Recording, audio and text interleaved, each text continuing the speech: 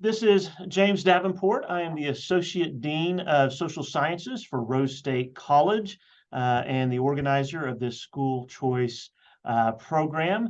Today I have with me Mr. Paul Rose. Paul is a longtime homeschool parent. He and his wife homeschooled their 6 children from their toddler years through high school.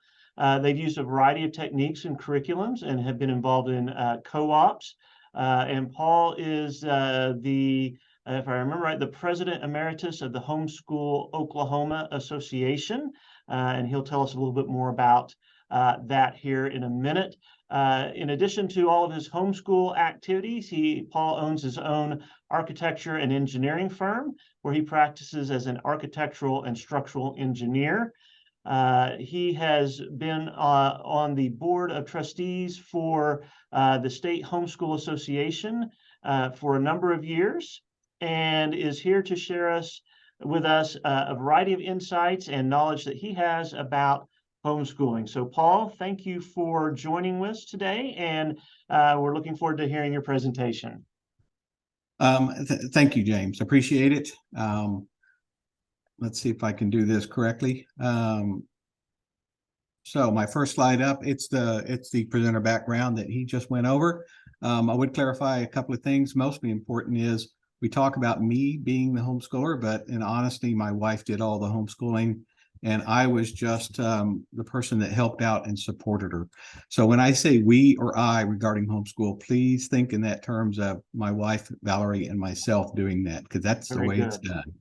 So, and the other thing too is I am an emeritus member of the homeschool board, but I came off that board in last year. So let's get started. So the topics I would like to cover today are definitions, legality, considerations for homeschooling, why you would homeschool, how would you start homeschooling, how do you go about doing homeschooling, and then some of the outcomes that you would expect if you do it well. So let's get going on that right away. The first thing is definitions. Many people say, well, what is homeschooling? Well, in Oklahoma, there is no legal definition for homeschooling. Now, other states may have formed legal definitions because of the way they regulate homeschooling and their laws. But in Oklahoma, we don't do that. But there is a strong indication of what we do refer it. And that comes from homeschool organizations on the national basis, and also the way that legal statutes refer to the time and who's doing it, how you're doing it. And so you'll see this on the Homeschool Oklahoma website and other websites that it is defined as parent-directed, privately funded education. And those are two very important statements. So let's talk a little bit about what it's not. So what homeschooling is not, is it's not public school. Public school is a state-led, state-directed education, and it is publicly funded. It's not public school at home, or what some people know as EPIC or K-12 or things like that, because again, that is state-directed, even though the parents do some of the teaching in the home. It's overseen by a public school teacher, and it is publicly funded. So it is still essentially a public school. There's private schools, which are institutional led. And so the parent doesn't have direct control of the teaching, the institution does. They're privately funded. And then we have charter schools. We hear about those a lot, and those are institutional led, that the institution does the teaching, and those are publicly funded. They're essentially public schools also. But I have a diagram that kind of helps clarify that a little bit. That's one we put out when we're trying to communicate to legislators and other homeschoolers. And as we go through this, you can see it's a matrix. And the key items on this matrix is the black line in the center. That's called the money line. And that says who pays is who's accountable and control, as the way it should be. And so below that money line would be tax-funded and state-controlled education. And you can see where public schools exist in this corner, and they're institutional. The parent is absent from the process. Now, I know there's PTAs and things like that, but you don't get to go into the classroom and direct how your child will be taught. So and you have public schools in that corner. You have virtual public schools or the public schools at home, like EPIC or K-12, and they reside over here where you are taught at home. The parent is present, at least they're supposed to be, but it's still directed and controlled by tax funded and state control. It's under the Department of Education, to be specific. Now, above the money line would be privately funded or privately controlled. And so you can see a private school would be institutional, and taught at home would be home education. And I clarify that it's by other means, and we'll talk about that in a minute. So you can see that in our worldview, the greatest liberty is going to come from home education. The parent has the most choices at that point. In the traditional public school, the parent probably has the least amount of choices on what's going on that. So that just helps us to clarify for legislators primarily the difference between what we call virtual public school and home education. Sure. Since they're both at the home, that can be confusing to people. In fact, many times people that do virtual public schools will say they're homeschooling, and we will disagree with that based on the definitions I've talked about earlier. So can I ask a question and maybe make an observation based on this? So yes, this has been, I think, when I talk to homeschooling families, and just for total transparency, like you, my wife and I, mainly my wife, as you were mentioning about your wife, have homeschooled our 5 children, again, from the start of kindergarten all the way through high school. And as I talk to many homeschoolers, the money line really is kind of the defining feature as whether or not this is true homeschooling, or if it's a public school kind of instruction act home. And it has kind of separated homeschool from other advocates of educational innovation, if you will, in the sense of over things like vouchers or such as this, because homeschoolers have been very much insistent on wherever the money comes from, that's going to be the source of control over that. Is that an accurate statement or an accurate assessment in your opinion? It very much is. In fact, when we do the legislator, it's all focused about the money, as many things are in this world, because, and I think I touch this later on, is you'll see homeschoolers that will typically resist, well, they'll advocate for no state involvement in home education. And along with that means no money at all coming from the state either. And the reason is once we accept state money for any reason at all, then it's appropriate that we be held accountable for it. And we don't want to be held accountable for how we educate if they're giving us money. So yeah, we typically oppose educational savings accounts, things like that, where the money would actually come from the state into our pockets. No matter what kind of promises they make, we don't really think that's an appropriate way to do it.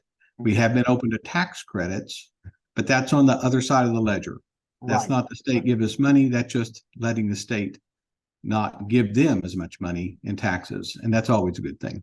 Sure. So, but that's true. It's been a complicated situation once the virtual public schools entered the market about 10 years ago, and got really, really into it seriously in the last, 5 or 6 years. That's definitely complicated things. And yeah, we do find ourselves in kind of a mix at the state capitol for things like ESAs. Sure. So, and the one observation I was going to make, which I think you're going to actually touch on later in your presentation, is you note that the home education kind of gives the greatest amount of freedom to the families in directing. It also kind of puts on families the greatest amount of responsibility for that as well. Would you agree with that? Oh, absolutely. Absolutely. You can do anything poorly in life if you want to. and I often say that if you're going to home educate, when we're talking to a young couple or someone who's thinking about doing this, it's like, this is serious stuff. You're taking on, you have a lot of freedom. With great freedom comes great responsibility. So you need to be willing to step up to this and do it right. This is not a way to do less work. Honestly, it's going to be a way where you're going to do more work. Sure. In terms of education, but the reward is worth it. So you're absolutely right. This is a big responsibility, and most parents that I know take it very serious, and they do very, very well with it. So I have some other things on here that I might touch on.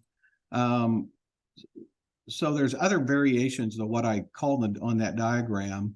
I'll go back to it real quickly. So you can see between a public school and a virtual school, you might have some charter schools and things that kind of blend this situation, partial things. But again, the money line's the most important thing. But even up here on this level, we'll talk about some things to where home education looks a little like private school looks like home education, depending on how much time a student is in the home versus out of the home. And those show up in terms of hybrid schools and co-ops and things like that. So here's some variations that we talk about. There's support groups. Now, these are typically strong homeschool type groups because they're formed by parents that are homeschooling to encourage each other and to meet socially and just, provide an outlet. And usually they meet about once a week or maybe every other week or something like that. Cooperatives are a little more formal. They're formed by parents and they often provide tutors and classes for enrichments or special topics. They can meet once a week. That's what most of them do. But when they start meeting more than once a week, or more often than 50%, then they really start looking more like a private school rather than a home education school. And that's kind of where we define the separation on that. Okay. So 50% is kind of the line. You'll see that show up in some national organizations too. There's some new other schools that kind of, these micro schools became kind of hit the news during the pandemic. And this mostly came out of public school kids whose parents were all of a sudden had their kids at home and were supposed to be teaching their kids. And it just wasn't working out well for them. So they essentially formed small private schools and paid for them themselves. And those would still be considered a private school, mostly because they usually picked the curriculum that everybody had to use and they hired tutors to do that. Okay. But one thing that distinguished them kind of interesting is they were multi-age often. They weren't peer driven. They were more family driven, which does mimic an important aspect of homeschooling. The other one was a hybrid school, which I kind of talked about, where you're blending at-home learning with at-school learning. These schools also choose a curriculum, so you don't have quite the control you do as a parent. But they are privately funded, so they blend that area between the private school and homeschooling. Again, back to the same thing I said. Mostly the distinguishing point on there is how much time they spend in home instruction, out of home instruction, and we put that at 50%. So, Paul? Let's say I want to homeschool my child in most subjects. My local public school has a particular program that I think is really good and would be beneficial to my child. It matches their interest or their skills or whatnot.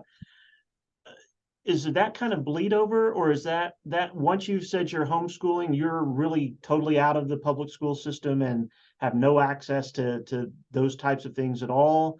I know in certain cases, homeschooling families and associations have developed their own extracurricular activities in certain ways, but I'm just curious as to is it a case to where you're one or the other? There's no kind of intermixture of the public and private kind of thing that you've kind of made that line clear. I'm just wondering, is it always that clear? it is not always that clear. I would say it's probably that clear in the cities, and it may be a lot less clear in the rural areas. Okay. The ability for a homeschool student to attend class at a public school is going to be completely up to that principal and that local school board, whether they want to let them step onto their premises, take some responsibility for them.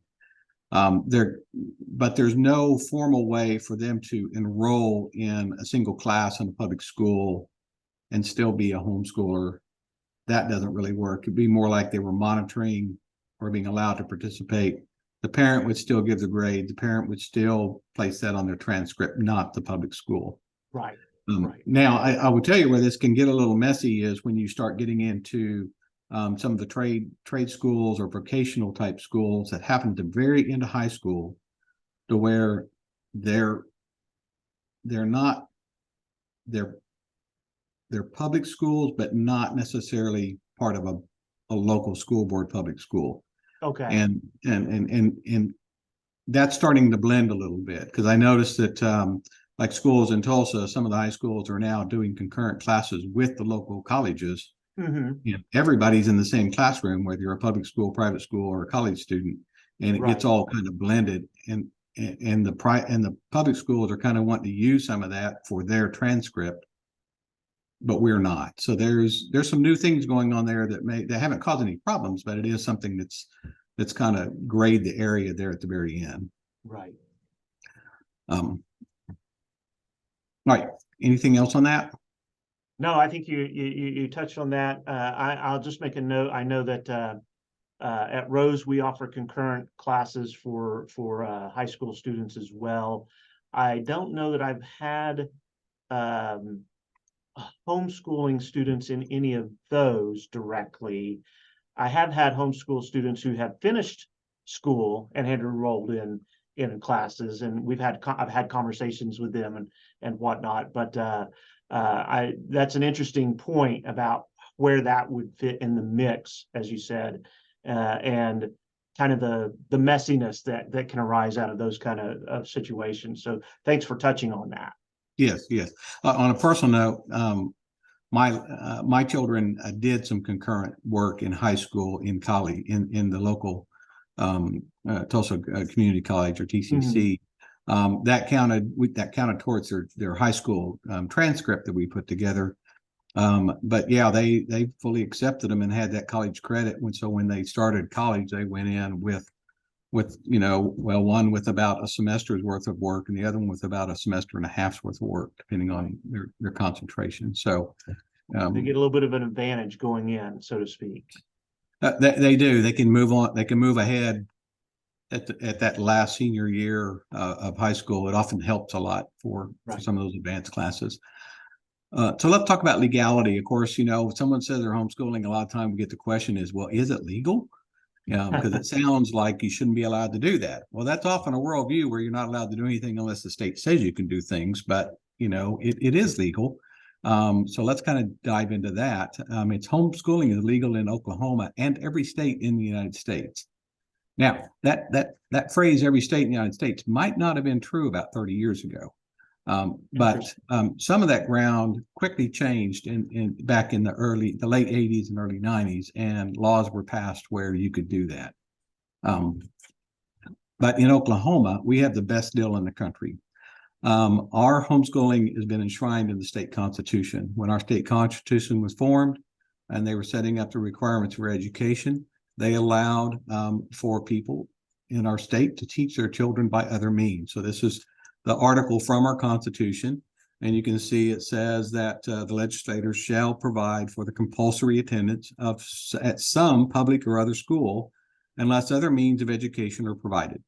And then it goes on to tell you about the ages of 8 to 16 and 3 months a year, which has changed over the time. But the key is that the state will provide the public education unless you have other means of education that you provide. So you can do it yourself if you want. And that's been a very we have strong protection for homeschooling in our state, as I understand it, correct? That it is some it of the is we things, some of the regulations that other states have tried to impose on homeschooling are a little bit more protected because of this provision in the state constitution. it is in other states. Many times home education is just another form under the Department of Education, and it's highly regulated. And so in ours, it's not under the Department of Education, it's outside of that. And that allows us a little more freedom. So they've changed some of that. If you're familiar with any of the requirements for folks that have children going into school, that compulsory age is now 5 and 18. Although you can finish high school if you're 16 years old, if you've completed your requirements, the 4-year requirements, which is not that hard. And many times in home educators will often, they'll move that up about a year on age-wise. The Oklahoma Attorney General opinions recommend instruction is supplied in good faith and equivalent, in fact, to that afforded by the state. That has not been defined in any kind of code, but it does give us some direction that, you can't just change the dates or the ages, and you can't just change the time that you do it. You need to be somewhat consistent with what our state thinks is a good way time frame, and also in certain courses that need to be taught. Okay. It's important to note that it's not actually in the statute you have to do that, but we strongly recommend that you use that as a model, because that puts you in this good faith and equivalent in fact to the state. Sure. So there's case law, there's attorney general opinions, and there's Oklahoma statutes discussing a lot of things like the parent's right to instruct, that private schools and tutors are not required to be accredited, the establishment of compulsory attendance ages, days and hours of instruction, the subjects to be taught. And you can find all that gone through specifically on the Homeschool Oklahoma website, under the Oklahoma law section of that. And it's quite detailed out, gives everybody a lot of information, and lists the actual statutes and the case law that brings up, if someone wants to dig deeper on that. Anything else on legal type things? No, I think that's a good summation of it. I know, like you said, a lot of people are, well, what kind of restrictions are there? What kinds of who do you have to report to? These kinds of things. And I think having that section to talk about that is very helpful for people who are trying to get their hands on it. I know a lot of people who will be watching this may not be familiar with homeschooling in Oklahoma and how it's protected under both the state constitution and current laws. So I think that's very helpful for them. Yes. The important thing to summarize that is you have the right to do it, and you don't have to do anything in terms of submitting things to the state to do it. So you do it. And that's why we have such strong organizational link for homeschoolers in Oklahoma, is because you're going to get all the help you need if you want to do that. So let's talk about some considerations in homeschooling. So, so some things to think about are that there's no certifications or training are required by statute. Anyone is free to teach their child in Oklahoma. Love for your child and a willingness to learn are all you really need to start. That sounds like an easy sentence, but I'll expand on that in a minute. Your education or income does not matter. Homeschool students score above average on achievement tests, regardless of their parents' education or their family's household income. And I think these are strong statements, because many times people say, well, don't you think you ought to have a college degree to teach your child at home, or should you have a master's in education or something like that? Right. And there's no correlation in that. And it's kind of easy to answer that if you really think about it. And that's why I say love for your child and willingness to learn is an impediment. You have a young child and they're coming into preschool and you decide to homeschool them. Well, I can promise you have the capability to teach preschool. You've already taught them how to eat, how to poop, how to change their clothes, how to do their ABCs and count and do colors and hike through the woods and all that, and maybe even tie their shoes by now. So you're already teaching your child. Now you're just going to make it a little more structured, and you have the capabilities to do that. So if you love your child, which you do, if you're a parent, you're going to do that, and you're willing to learn new steps and new things, then you're going to be an outstanding homeschool teacher. And that's how it works. And you will educate yourself as you move through their educational path. And almost anybody with even a minimal education can teach up through 6th grade. And then as long as they're learning with their child, they're going to blow through the middle years pretty easily. When you get to the upper years, some parents will just dive in and learn it all again. And do that, and others will start hiring tutors and things to fill gaps. There's not a lot of teachers that are comfortable doing calculus. Exactly. But we have tons of tutors to do that. And you mentioned that there are co-ops and things that offers, instruction in certain subjects that homeschooling parents can combine into and as well. Is that correct? That's exactly right. So another personal example is like my kids were doing their co-ops. We were in several co-ops. I would often offer a seminar in physics because I love physics. And so I would form a seminar, and I'd take all the kids that wanted to sign up, and we'd go through a physics book, and we'd basically do it all year long. And it was taught similarly to the way you might do an Oxford class, where they had to do their studies. We met once a week to discuss the topics, work through some problems, do a grand experiment. Whatever the book said, do it. We multiplied it times 10 to make it more exciting.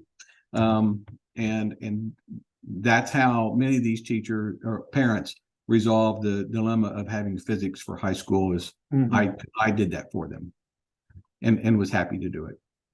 And we had other teachers to help. We had friends that taught my children Latin. We had friends that taught my children speech and debate. So that's how we do that stuff. It seems to me this may be one of the biggest roadblocks to people initially considering homeschooling is, I don't feel like I can do it. I'm not qualified, right? I don't have the education, or I don't, and they make this mountain a little bit bigger than it actually is once they get into it. Yeah, we know what we have found is the qualification issue is really more of a screen, and the reason I say that is, the moms we've run across that are going to primarily do the teaching typically are college educated, or they have gone through high school and they got their diploma. They are smart women. They are competent. You can tell by all the stuff they're doing. They're holding jobs. These are not incompetent people to teach a child. What we find is it's actually fear. It's not qualifications. They're afraid to step out into this world because it's outside the norm in their world, in their view. And they also realize they're going to take on the responsibility of education. They can't blame anyone else for it. And so that makes it scary. So I'll call it rolls into the next slide. And it's a lifestyle change. That's a consideration you're going to have. It's not going to be the same. A typical homeschool family consists of a mom and dad and one full-time earner and one stay-at-home, maybe partial earner.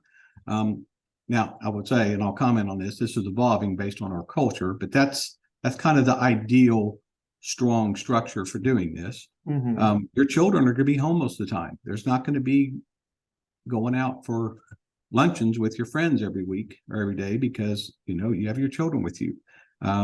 You have activities, and education will be family-based and multi-age and multi-generational. This is going to change the way you do stuff. You won't compartmentalize education as much. It will become integral with how you live. And that changes the way you view things. So school doesn't start at 7:30 when you push them out the door of the car and to school and stop when you pick them up at 3:30. Right. It begins when they wake up in the morning and when they go to sleep at night. And if you do it right, you can give them the dream about things. And so you can not really. And all activities become educational. And by that I mean an example would be is we often taught math by baking, and chemistry by baking. You have to measure things. You got chemicals. You have to divide things and multiply things, and you have volumes and measurements and weights and all that. And baking, I had four daughters and two sons that also did this. They all are great bakers, and this is one of their major educational things, was baking things. So that's a consideration, and I think that's where the fear comes in. Is you have a lifestyle shift that's getting ready to happen that's different from your current lifestyle. You got to be willing to step into it and embrace it to do it well. Right. And we often see that be the barrier. It's like, well, I'm just not ready to spend all day home with my children. And it's like, okay, I understand that, but I think the payout is going to be better if you think about it. And it's not quite like that. Co-ops still allow you to have social things. Other things will allow you to do some of that social things that you like. The last thing I have on my list here is just a freedom of schedule. That was important to our family because of my work. I have a project-based job, so there's times when we're swamped and there's times when we're not. So we could vacation and travel in the off season, or maybe when everyone else wasn't. Hmm. So we often vacation in the fall when the amusement parks weren't full and weather was pretty and things like that. So, and it allowed us to just take, if I had something coming up with work, or my wife had something come up, we could just not school that day. We could do it on Saturday, or we could make it up later on. It didn't matter. We were freedom to do that. Let me touch a little bit about on the first statement where I said, the ideal would be a mom and dad and one earner and one non-earner. That's ideal, but honestly, that ideal doesn't exist in maybe half the families, maybe less than that now. So I think having a single parent is becoming more often the case. And how do you do that as a homeschooling? Well, I'll tell you that it's much harder. I mean, Right. because you just don't have that everyday support that you might have with your spouse. So families that I've seen that are single parents, what I've seen them do is they get a lot of extra support through additional family members, like the grandparents either step up and do part of it, or aunts and uncles may step in and help out, and that allows the single parent to work part-time or maybe even full-time, depending on how much effort they can get there. The other thing too is you can get some support from homeschool friends, cooperatives, and support groups. That because of the way our laws are written, there's nothing that says that I couldn't home educate my friend's child 3 days a week for them. Hmm. It's permitted. There's no problem with it as long as they don't mind me teaching their child. That's allowed. So if I had a single parent next to me or a good friend of mine, we could share those responsibilities a little bit. And there's nothing inappropriate about that as long as they're okay with it. The other way is maybe through cooperatives. If you start getting into cooperatives, the hybrid schools, your child could be in a school setting, an institutional setting for 2 or 3 days a week, which may allow you to work part-time or Hmm. something like that too. So it does take some creativity, but it does work. I like to tell the story of we had this one in one of our cooperatives. We had a single mom, and she had 2 daughters. The husband unfortunately was incarcerated at the time, Okay. and so she was on her own. She had a pretty tough go of it. And I remember when she first came in, that would probably be an awkward situation for a lot of families, but our co-op fully embraced her daughters. They were quiet. They were awkwardly shy. The kind, when you see a student, you say hi there, and they hide behind their parent and things like that. They wouldn't speak in our co-op sessions. They didn't want to stand up and talk or do anything. And it took a while of some gentle encouragement like that. I watched those girls go through about 6 years in this cooperative, and when they hit their senior year, they would stand up and do presentations. One of them got into theater and would perform, Mm. and they do presentations. The change was incredible. These 2 girls, through this cooperative home education and their mom's super hard work and determination, and she had a lot of other moms that would stand beside her and help her, turned out 2 wonderful girls into this world. So I've seen it happen. I've seen it happen very successfully. I was going to say, it seems to me that, especially in that situation, the flexibility of working can be something, if I'm a single parent and I can find a job that has flexible time schedules that I can build Mhm. around my homeschooling activities or whatnot, that becomes, at least takes one issue almost off the table a little bit, right? Of being able to do that. The other thing I wanted to touch base with, I know now there may be some people who said, yeah, but Paul, you're an engineer and an architect, and you're probably making more money. What about us folks who are somewhat low income? Even if we've got 2 parents, we're both working and we don't make a lot of money. Is it really how do we handle this? And aren't we going to be making an even bigger sacrifice if we can't if one of us has to quit our job to do this, How are we going to pay our bills? So I'm sure you've had those conversations with people before. How do you walk parents through some of that? Oh, that's an excellent thing. In fact, like you segued into my next slide there, which is funds, right? I don't even know if you did that on purpose, but no, it's a huge consideration. Because we just talked about typically it's one earning parent, whether you have the spouse or not. So right off your budget is different, and you're right. From a personal point, I do make decent money, and so that wasn't so hard for us to have a single income approach on this. But it did have an impact on our life. I mean, we did not drive new cars. We drove used cars, and they got pretty old and beat up. And with several kids, we were car poor for a lot of years.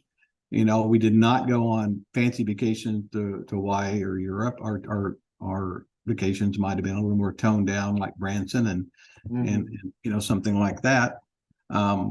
So we had to make adjustments for sure.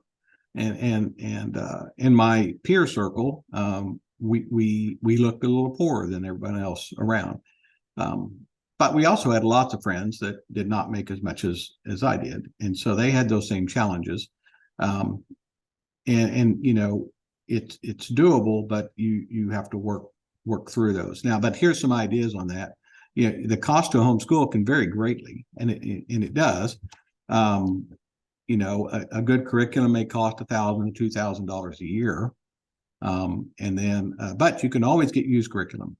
I mean, our house is full of used curriculum that we would give to somebody, and it's good stuff. It put 6 kids all the way through.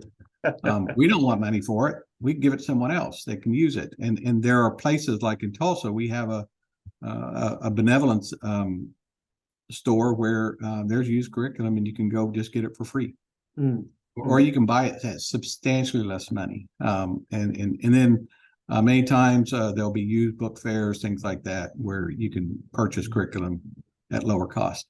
And then there's extracurricular activities. We like to call them enrichments because our curriculum includes everything, right? Sure. But like music, sports, art clubs, and these are additional costs, but they're typically additional costs if you're a private or public school student too. So you're still going to have that cost, but they're more controlled by the parents. So, you don't have to have the $50 jerseys. You can have $20 jerseys and not have to spend as much doing that. Or you can form your own music groups and things. So there's lots of different ways to handle that to keep costs down. So I would say that the way your family's structured, you can still homeschool, but you'll have to work through it, of course. Sure. We've known lots of families doing this, and and we knew one family that was they made a lot more money than I did. Okay. And they had an entire section of their house partitioned off for schooling with custom furniture and things like that. They purchased the best curriculums, and they hired tutors. And their children were wonderful children too. They still were taught at home, and they did really well. But we also equally knew just as many families which lived in small houses, something that's 1,500, 2,000 square feet. And their homeschool area was their kitchen table, in their living room. They bought secondhand curriculums, and they used the library extensively. Of course, now that was back when maybe the internet wasn't as strong, but you can get a lot of resources for absolutely free with a little bit of good direction. Sure. Yeah, my wife and I, our kitchen table was our homeschool location for quite a few years. And the one thing, if you do have children of various ages, the older children, you can use that curriculum for the younger children. You don't have to go out and buy new curriculum every year if you have it that way. Something that we found too, I don't remember if you were going to touch on this or not, but that we found too was sometimes the older kids could be really effective at tutoring their younger siblings in subjects as well, and helping them through some of that as well. And so it helps form a little bit of a stronger bond in some cases between some of those siblings, being able to do that. That didn't always work with all of our children, but in some situations, it certainly did. It's not a formula. That's true. There is a redundancy when you're teaching all your children at the same time, and with curriculum and also with help. Because one of the questions that usually comes in, and I really wasn't going to talk about it, is, how do you teach a 10-year-old when you have a 2-year-old in the same room? Well, that's complicated. And so your 10-year-old does learn on their own a little better. And the 2-year-old is going to be over there doing what 2-year-olds do. They're going to disrupt and all that. But in between that might be an 8-year-old. And honestly, the 10-year-old can help the 8-year-old with some of their stuff because they did it 2 years earlier. So you're absolutely right. And we didn't use them as strong tutors, but we definitely did things as a family. And we did unit studies where we would be doing world history, and we would have a detailed study at, say, the high school level, and we would have simpler levels as you move down through the kids, but it was the same topic. So if we were studying China, everybody was studying China, but on different levels of in-depthness. So, and that made it a lot more fun and helpful too. So, all right, I best keep moving. I'm seeing the clock tick on here. So, why would you homeschool? So let's get into that a little bit. So home education requires you take responsibility. We talked about this for your children's education. It's a serious thing, and it takes time, hard work, and determination. But your why is what keeps you on track and motivated, because it's tough. This would be true for any athlete or anyone trying to achieve something great. Why you do it is super important. So the top reasons why parents and students want to homeschool that we see is, first of all, is maybe worldview, that you want to enhance or expand the worldview through with the curriculum choices and activities you have for your family. Family strength, you want to pass on your family values and improve relationships between your parents and siblings. Individualized teaching, it could be visual, kinetic, fast, slow, literature, hands-on, whatever it needs to be for that particular child and for that season of your life. It's a safe environment. You're not going to have to deal with bullying and violence, drugs, alcohol, psychological, physical abuse, racism, improper or unhealthy sexuality. In general, you're not going to have outside influences imposing that on your kids on a daily basis. And then learning environment. It's going to be a little more quiet, individualized, one-on-one. Now, I say all that to say is, I can tell you in our house, we had sibling fights, and we had some chaos at times, lots of screaming and hollering around. But for the most part, this was a more controlled accident situation. So it wasn't something that impeded us from doing that. Wow, go through that fast. So that was my know the whys. And there's lots more. But I would say personally, ours was more as we're Christians, and so we wanted something that was distinctively biblical in the worldview. That was important to us. And so we wanted curriculums that supported that, or at least didn't tear that down. We also wanted a family-oriented environment. We wanted our children to spend time together and be best friends and network well. And then, like I mentioned earlier, lastly, we wanted the freedom of schedule, so we could build our teaching and traveling around my work, around having babies and other family issues too. So that's why that was our why. And it changed slightly as we went through the years, but mostly that it always was consistently that. So starting, how do I start homeschool? Let's get into this. So the big step is starting. It's scary and challenging. It's like we talked about earlier. Right. Just to do it is a big deal. So you start by you do research. You research and you read and you ask, and you put in the work. There are great resources. I'm going to list 3 of them here on the screen. And the first one is Homeschool Oklahoma. We provide direction and lots of information on our website. Because that's what our organization is for. It's to promote and encourage home education. HSLDA is Homeschool Legal Defense Association, and they provide lots of direct direction and information. And they also can provide legal support through paying a subscription to them. They've been around since the 80s. They have a lot of information, and they have the ability to see everything from a national view too, including in addition from the state view. And we work closely with their attorneys and know how that's set up. Great resource there. The last one is NERI, National Home Education Research Institute. This is a research institute that's pretty well focused on homeschooling. So if you want to know facts and statistics on homeschool performance, this is where you go to. And they do testing and comparison, and often can tell you, well, we're going to list some numbers here in a minute, and that's where a lot of these numbers come from. Okay.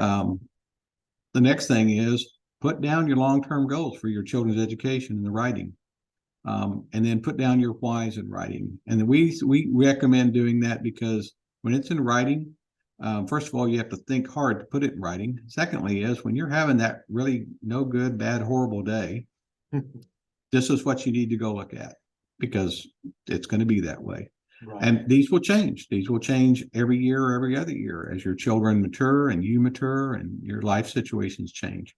But it's a very important step before you actually just jump in and start homeschooling. You need to have that plan. Right. You're going to take a step, but you ought to know that you're at least heading for that mountain, not for some other place. Right. So now what do I do? So I've decided to start. I've done all my research. Now it's time to go. The first step is the hardest on any journey. So here's the steps that we do. First of all, take the time to kind of get a feel for your curriculum. Mm-hmm. You kind of got to know what you're going to do. How are you going to teach math? How are you going to teach writing? How are you going to teach civics? Whether it's a workbook or a formal curriculum or something like that. But get your hands around that a little bit just to know how you're going to step out. Of course, if you're doing, preschoolers, you don't have to dig too far into that. You can go down to Mardell's or a bookstore and find plenty of stuff to teach a preschooler, mm-hmm. and do that. But have a plan. Now, this is important. If your children are already enrolled in a public school, we think it's very important for you to provide the principal with a letter of withdrawal. Okay. It's not required by law, but it is a really good idea so that you have good communication. You don't want them to think there's something wrong with your family or you're a truant or something like that. You just want to inform that we've decided to homeschool and we're going to do that. Now, we have a sample letter on our website that helps someone word that. But you don't have to tell them what you're going to do. You don't have to tell them your curriculum. You just need to inform them that you're going to homeschool your children, and that's all you have to do. Okay.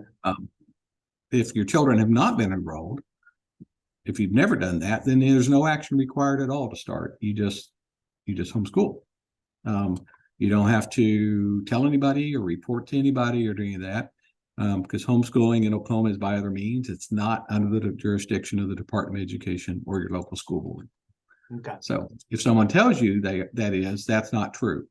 And that's where Homeschool Legal Defense can write a nice, comforting little letter to this principal or educator and inform them that's not legal and they'll need to, not do that. And they will. We had it happen from time to time. Styles. And so next thing is take your time in starting. If you're doing transitioning from a public school or an institutional school and homeschooling, it's like don't just turn the spigot off and turn the other one in one day. You're talking about a lifestyle change. So take your time starting, do it slow, ease into it, because you're homeschooling. You don't have, you're not going to have a test next Friday. Right. You're not going to have to do this. You can start off slow and pick up the pace. And, I always recommend, partly because of the way I think, create a good learning environment. Prepare your home for it. Lighting, color, textures, libraries and books, comfortable seating, work areas. Kind of be prepared to work and learn in your home. Mm-hmm. Keep records. They can be anything from formal records to a daily log or a calendar. My wife tended to keep a calendar and wrote, this is what we covered today. And if anyone asked if we were meeting the equivalent of days and topics, that was our go-to for that. Okay. Never came up, but it helped us also remember what we'd covered and not covered. Sure. Absolutely plug into support groups and co-ops. There was a time when people back in the 80s and 90s thought that was a bad thing to do. We think this is always to do. It's a matter of how much you want to do it. And you may do it a little bit in the beginning. By the time you get into high school, I think it's an essential thing to do. Okay. Create a routine, not necessarily schedule, because homeschooling is so flexible. We don't ring bells and everybody march from class to class. We don't have that. It's more flexible, and you want it to be more flexible. So routine is better than a schedule. We're going to do math in the morning. Okay. And writing in the afternoon. And we're going to do that on Tuesdays and Thursdays. But we're not going to say at 8:01 we do this, because you're going to immediately be fell, because at 8:01 the baby's going to cry. Someone's going to spill something. You see how it goes. So that was those are words of wisdom from my wife. Gotcha. To other young moms. Routine is what you want. The most important thing is keep learning interesting and challenging and fun, because you're trying to create children that love to learn. Right. It's really one of the more important outcomes. There's lots of styles, and I'm not going to go through all these by any means, but obviously you have the freedom to teach the way you want, and there's a lot of stuff out there, and a lot of it was invented by home educators. And then it's been adapted over the years in public education because it's successful. But you can see it can be faith-based, it can be literature-based, it could be, I like this one, unschooling, which sounds like you're not schooling, but that's not what it is. What it means is it's child-directed. My child is interested in rabbits. Great. Let's do rabbits for a month. We'll learn math through rabbits. We'll learn several subjects, but we'll do it with rabbits, Sure. And next month, they'll do something else. I knew a family that did this. Their young man was brilliant. Wow. He was really smart because he was very much self-taught. Whatever he was focused on, he dug into it seriously.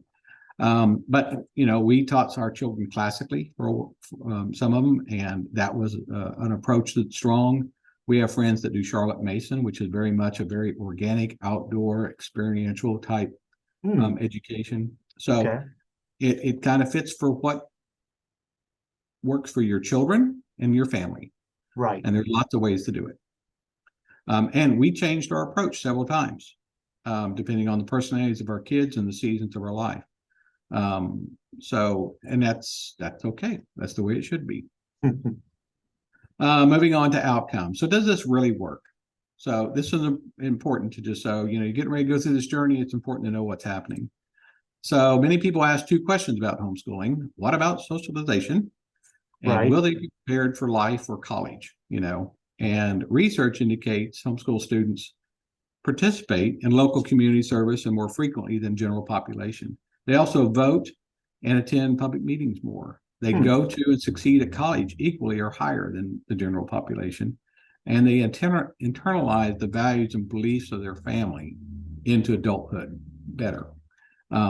So those are important things. There are things that we thought were important too. Other homeschool outcomes is they typically score 15 to 30% higher than a public school on standardized and achievement tests. And that's significant. I thought this statistic was very interesting, is that percentage is higher, that Black students are homeschooled, even score higher than that than Black students in public school. So I think there's, and we would love to see this be a very, race neutral for everyone. It's really a goal to do that. And so, and in the co-ops we've been in, the most recent one, we had, it was an extremely diverse co-op of not only of different races, but different income levels, different family structures. And we even had children with some physical disabilities. And it was the most impressive thing in my life, because these children were loved regardless of all these things. And I'm certain they would not have been loved in an institution. I know some of them would not have. They just had things that other children would have made fun of them about. A couple of them were. That might have been a motivation for their parents to move them into a homeschool environment. Oh, absolutely. Right. Yeah, Absolutely. Some of these children had some physical deformities from war in other countries that they would not have done well in an institution. We know how children can be, sure, and sure. it would have been tough on them. And these children were loved greatly. So, in fact, one of them is in the I think the Naval Academy now. So Hmm. they did quite well. Um, the other thing that's important too is that they score higher regardless of their parents' level of education or income. So if your mom and dad have masters, that doesn't necessarily mean they're going to be doing better at this than the parent that had a high school GED. Right. Again, it goes back to, was the parent willing to learn as they go through? Um, Homeschool students are actively recruited by colleges. They're more likely to be studious, prepared for self-learning, and more interactive with faculty and students because they've had to do that in their home school. Right. They have to teach themselves most of the time. They're given information to study, and then they have to present their stuff. There's not a day-to-day, you have to do this, show up on time, do this, do this. In other words, it's not compartmentalized. Right.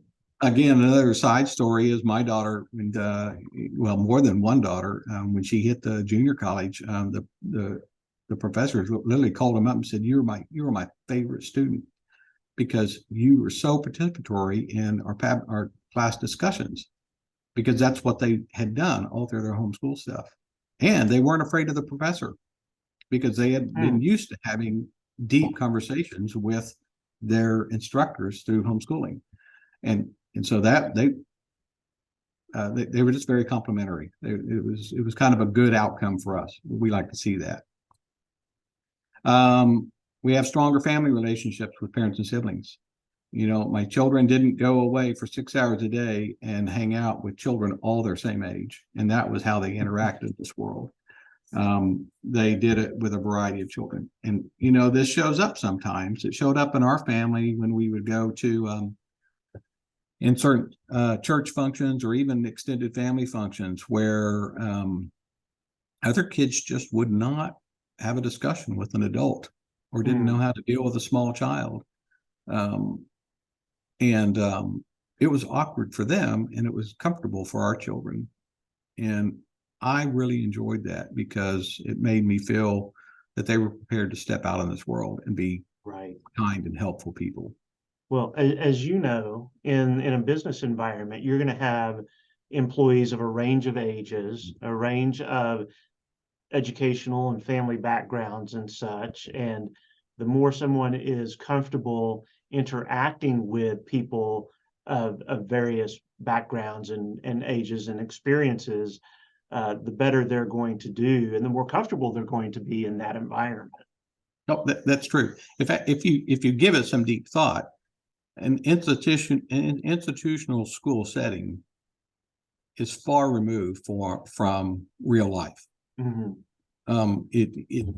No one gets up, or at least I don't want a job like this where I get up and a bell rings, I go through a metal detector, and I have to go from class to class, and it's very rigid, and I only get to interact with people my same age, the same people every day. Mm-hmm. That's tough. I think it doesn't allow you to have a really critical thought pass and be freedom to think. And I'm not saying someone couldn't be successful in that, but I think it makes it harder for them to be successful in terms of just open learning and things like that. Let's see, just a couple more here. So the outcomes, there's a few outcomes here. These are quotes that I like. So rather than a measurement of grades and achievements, I believe a higher outcome is instilling a lifelong love of learning. And I've seen that play out in my children. As long as we do this well, they don't ever compartmentalize learning. They're learning the minute they, quote, graduate. And as they move into whatever they're doing, they want to know how to do something. They just find out and learn how to do it because they like to learn. It was never something that was associated with a bad experience. And that was important to us. And like this, children are not objects to be measured, but souls to be nurtured. And I some think that we lose focus of that. I don't think other people would disagree with me that are doing other types of education. It's just they don't have the means to do that as easily. It's just the way it's structured. And that's a challenge for those types of educations to overcome. And they are always talking about doing it, but it's going to be always hard when you take 20 children and you have to bring them in and treat them somewhat the same way and measure them somehow because the state requires you to do that. That's a tough situation for anyone. We don't have to do that in home education. And that's a big advocate for that. Homeschooling restores the education of two generations, the child and the parent. I had a great educational experience growing up. I thought I learned a lot of stuff. My wife did too. But when we taught our children, we went back to school and I learned stuff I had never learned before, and loved it. And so, I had a lot of things that were corrected in the way I'd been taught too. So that's why we say the parent goes back to school too. And it's fantastic. I wasn't much of a reader going through school. I read a lot of classic books with my kids and loved them. It was a shift for me. Let's talk a little bit on a couple of more subjects. I got a little bit of time. So socialization, we love this question. This happens. Everyone ask a homeschooler this. Yes, that's one of the first questions I get asked is about that. So my answer is this, and it's a little of a sarcastic one, but I think it's fun. It's like I used to say, "Oh yeah, socialization. Yes, that is a huge concern for us. Our kids have way too much." Because honestly, that's it. I think people envision homeschoolers as off in some shack in rural county, dressed in camouflage, and never talking to anyone except the animal they have tied to a post outside. That is just a visualization that's not really there. Right. Most homeschoolers, are just, they're out there doing stuff. My kids had plenty of socialization. They learned all the appropriate curse words. Interesting enough, they learned them at church. And at soccer field, because you know what, they interacted with other children. Other children heard these things, and so we had the same conversations that any other parent does. It's like, we're not going to use that word in our home, and then the thing where we have to explain why we don't do that. Right. We had plenty of drama for co-ops. You put a bunch of kids in the same room, different ages. They're going to learn some things that are going to be awkward. There's going to be some drama between girls and drama between guys, and there's going to be some pairing up and some separations. And but the difference is it happens one day a week, not 6 hours a day. Right. And so you get socialization, but you get it in a manner where you can teach through socialization and not just react to it. Right. And then the socialization they get for the most part is multi-generational, multi-age. And that's the socialization that really pays off big time, that they are comfortable being with children that are not their age. They're comfortable being adults. And that's not a scary thing for them. Right. And that is some of the best socialization. And we did lots of activities, and most homeschool families I know do too. They go to church, they're in scouts of some kind, they do sports, they're in choir. There's plenty of chances for them to spend time with other kids. So I'm always curious about what people mean. What about socialization? It's like, what exactly socialization are you talking about? Right. I think because I would say that if they're talking about being in school all day long, I think that's really negative socialization. So why would you want me to do that? Right. So there's good socialization, there's bad socialization, there's socialization that prepares you to function well in the society that you're going to be living in. There's socialization that impairs your ability to do that. And the question should really be, what kind of socialization are they receiving? Not are they getting it? Because you're going to get socialized one way or the other, right? You're going to learn certain things. So the question is, where and how do you learn that socialization, and how does that prepare you when you're no longer in school and you are out on your own and living in a world that is maybe very different from the one that you've been going through the first 18 years of your life? Yes, absolutely. And my children have experienced that. College was a shift for them, not academically, not socially, but more culturally. Mm-hmm. It wasn't detrimental. It was just a shift they had to deal with. Right. I think one of the most of my kids came home from college the first 2 years, and they came back and said, "Thank you for staying married, Mm-hmm. for loving us, for loving your kids, and for teaching us the way you did." Because what the experience was, most of their roommates or people they were on the dorm floors with were not having that experience. Right. They didn't want to go home for Thanksgiving. They didn't want to go home for Christmas. I will say this, is our children learned that the world was more broken than they Mm-hmm. thought. Mm-hmm. And maybe that's and I think the only thing we can say that is at least we had the relationships to be able to sit down and have coffee and talk through those experiences rather than just doing them on their own. So Sure. Last slide I have, and then we'll maybe have a little time is on a personal note, my wife and I were pleased that our children, have entered the world. We're done. We're pretty well done. I got one child's got a year more college left, but we're finished, and they're out there. They're doing their stuff in their vocations, and they're influencers in their circle of the world, and they're as varied as their own personalities and interests. We didn't have any child that was the same, and I don't think anyone else does either. Right. So my children have landed as, one's an engineer, one's a graphic artist and a corporate branding person, who happens to live in Africa and is married to a great son-in-law that runs a coffee plantation. Oh. And so they have a very varied life, and it fits her personality. She was a fashionable adventure person. And that's where she is, right? And I have a regenerative rancher. Now, we grew up in the middle of Tulsa. We were city people. But this child would never inside the house. He was always camping, fishing, outside in the trees, whatever.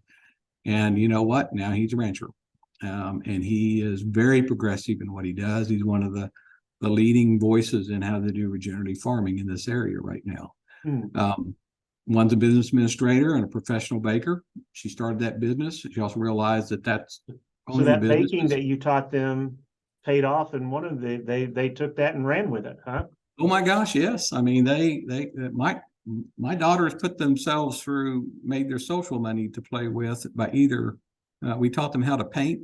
Well, everybody painted their room at least 3 times in our house, but they were good at it. So they would hire out for painting people's interior houses, and they baked like crazy. They sold cinnamon rolls and stuff at Christmas time and all that. And this particular daughter just did a cake for a friend, and it was incredible. And that friend told a friend that told a friend, and before long she was doing professional cakes and then worked as a professional baker.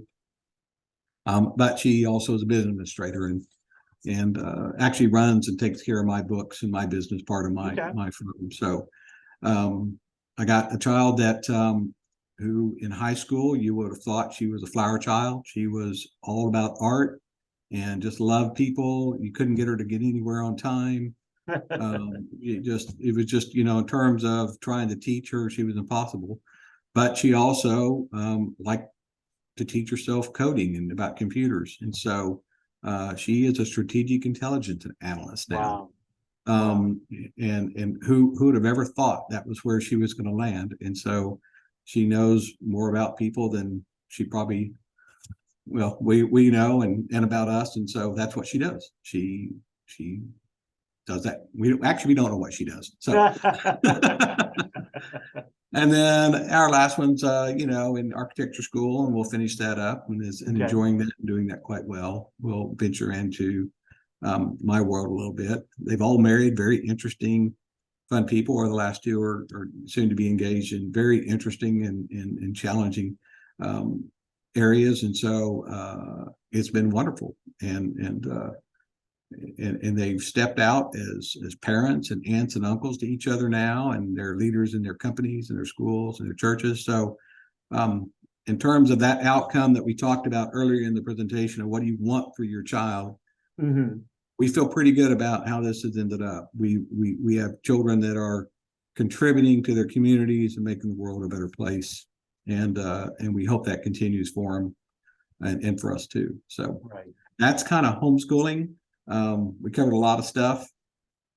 I would say if people have questions beyond this, absolutely, I would camp out on our homeschool website, where we're volunteers. We're not trying to make money off of you. So the information there is to encourage and help people home educate. That's, homeschooloklahoma.org or hsok.org. And that will help. I think anyone get started. To reach out to someone or talk to someone, is there a way through the website they can connect with someone through the organization, or is there an email that they could use to contact? What would be the best way of, if a family was really, they're like, I really want to explore this more, but I want to talk to someone, is there a way they could do that? Yes. You do the contact on the website. There's an email. That email goes to the trustees, and the trustees will either pick up that call themselves or they'll forward it on to someone that can visit with them. But that's how we handle that. Awesome. And then there's a big presence on Facebook for Homeschool Oklahoma, and there's a whole dialogue that continues continuously on that, of people asking questions or this, or providing, hey, I live in Lawton and I want to homeschool. Does anyone know any co-ops? And boom, boom, boom, boom, a bunch of stuff will pop up there, and you can see local co-ops in that area and things like that. Great. Great. Well, Paul, thank you so much for providing this information and your insights and knowledge about homeschooling.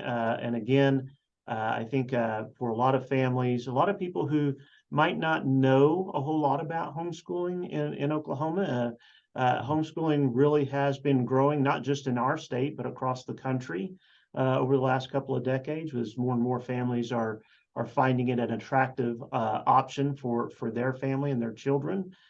Thank you for sharing this, and we appreciate it, and look forward to hearing more about homeschooling in the future. Oh, thank you very much, and you're very welcome. So.